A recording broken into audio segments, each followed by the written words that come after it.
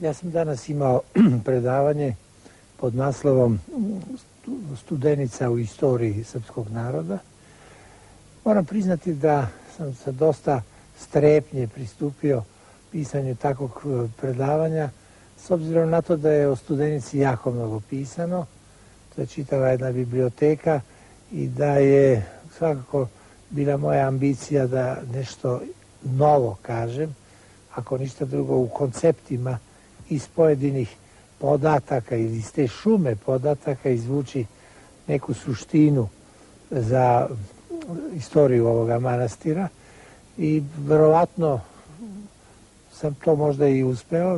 U svakom slučaju ja nisam nezadovoljan sa tim predavanjem, sa tom ovako iznetom koncepcijom.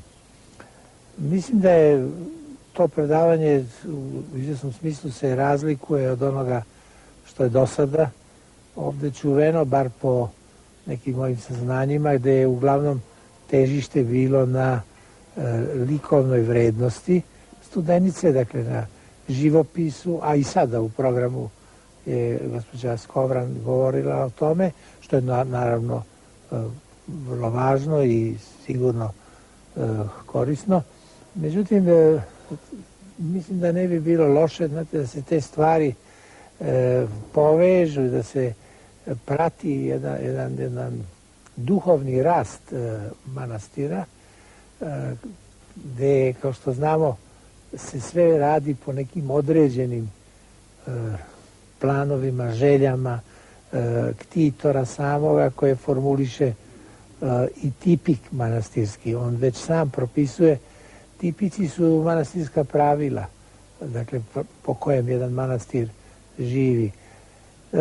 Zatim dolaze druge istorijske zanimljivosti koje su vezane za Studenicu.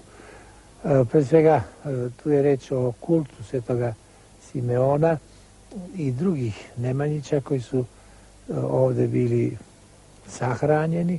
Od skora jedna mala senzacija prava, možemo reći senzacija je otkriće koje je potvrdilo neke ranije hipoteze da je u Studenici sahranjena i Ana, Nemanjina supruga, majka Prvenčanog i Vukana i Svetog Save, koja je bila, kada je Nemanja otišao u manastir, po onim pravilima onoga vremena, istovremeno je morala da se monaši i žena, ukoliko je bila živa, dakle oni su morali ići istovremeno u manastire.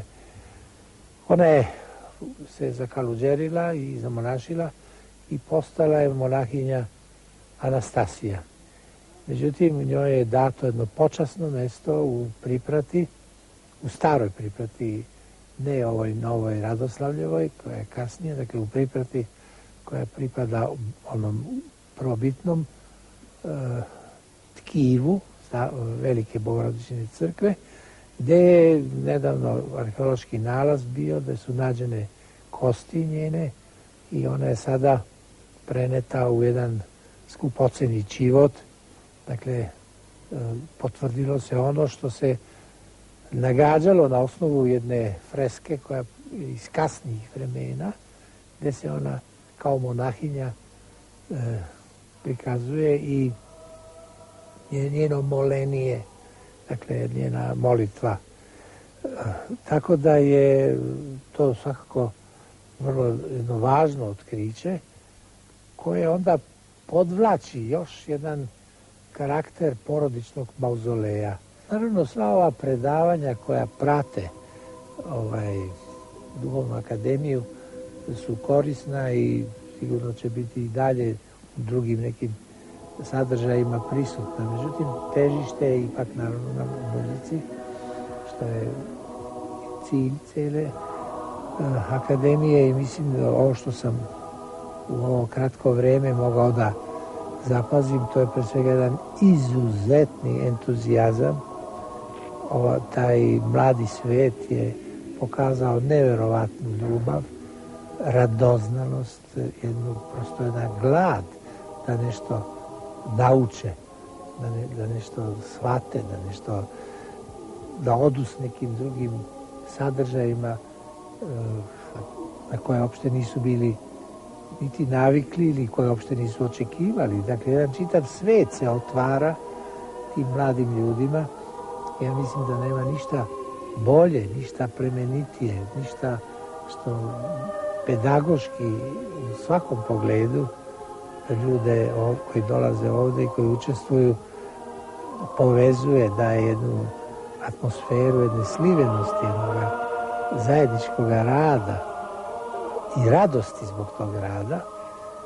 To je ono što me impresioniralo i naravno sad posle svih dugih proba, posle svega, posle učestvovanja na liturgiji i tako dalje, dolazi i vrhunac njihovog truda, ili to je završni koncert.